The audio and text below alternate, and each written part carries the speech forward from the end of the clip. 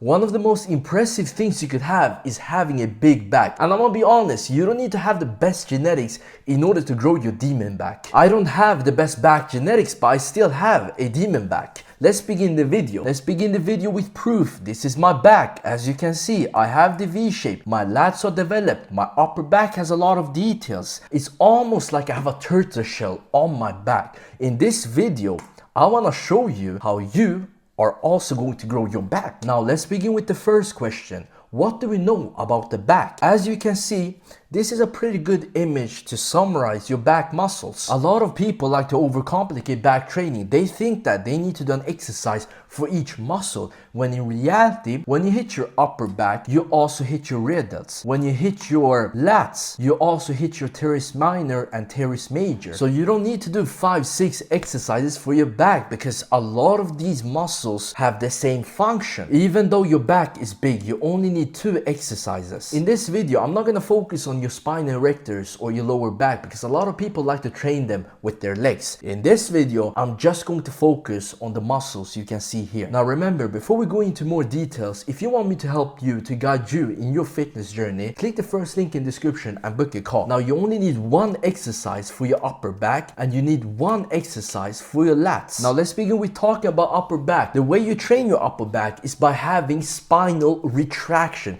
You want your shoulder blades to go inwards. Now what kind of exercise allows us to do spinal retraction? Great question. Let me show you. Here's an exercise that allows us to do spinal retraction. My shoulder blades are going inwards. Let me show you another exercise. Here's another exercise, spinal retraction. Maybe you have seen the pattern. If you have not, let me show you another exercise. Now, can you see the pattern? The pattern is you want to do rows where your elbows are flared out. Because just think about it, do it yourself now. If your elbows are flared out, it's really easy for you to do spinal retraction. So in order to hit your upper back effectively, it doesn't matter what type of exercise you do, as long as you have spinal retraction, where you do a row where your elbows are flared out. That's good enough. That's how you hit your upper back really effective. Now let's talk about the second exercise, and that is your lats. How do we train our lats? Great question. The answer is you choose. One of these 3 motions is what you're gonna do. For example, sagittal plane. Let's talk about it. That is a row or a pull down where your elbow is in front of you and close to your body. So for example,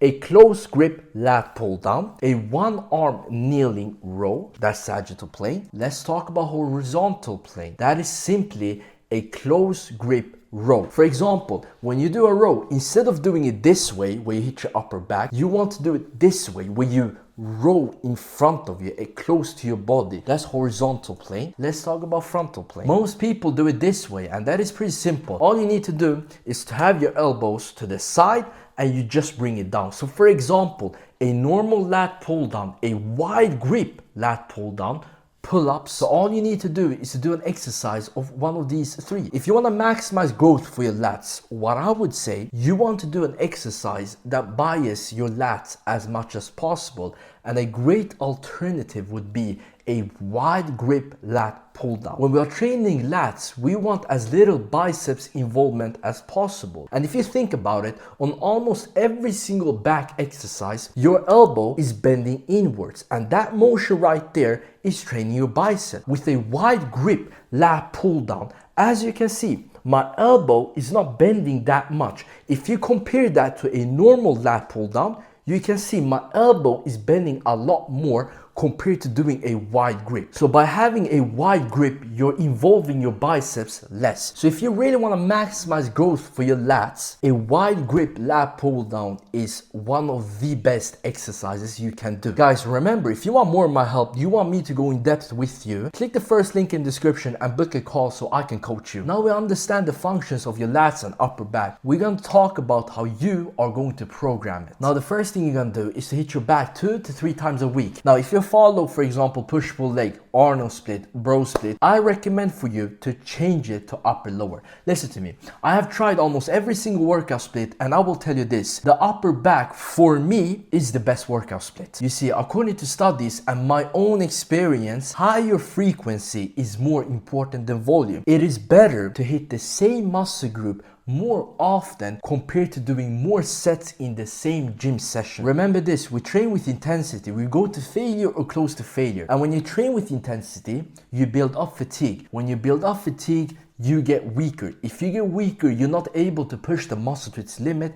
This means that after every single set, you stimulate the muscle less and less. So if you do, for example, 9 sets for a single muscle group in one gym session, after the 4th or 5th set, you will have built out so much CNS fatigue and local fatigue that it's not worth doing the 7th, 8th, 9th set, because the return on investment will be this much. It's nothing. It is better to prioritize the first few sets and doing them more often. That's why frequency is more important than volume. Another way you're gonna prioritize your back is by beginning the session with hitting back. In the beginning, you're fresh, you don't have any fatigue, so you start the session with hitting back so you can actually push the muscle to its limit and stimulate the muscle. Now, chances are you're already beginning your sessions with hitting back. But if you're not doing that, if your workout split doesn't allow you to start your session with hitting back, change your workout split. I recommend to upper lower. And also, when you hit your back, I recommend you do 2 sets for your lats and 2 sets for your upper back, because remember, we're prioritizing frequency and not volume. According to studies, frequency is better.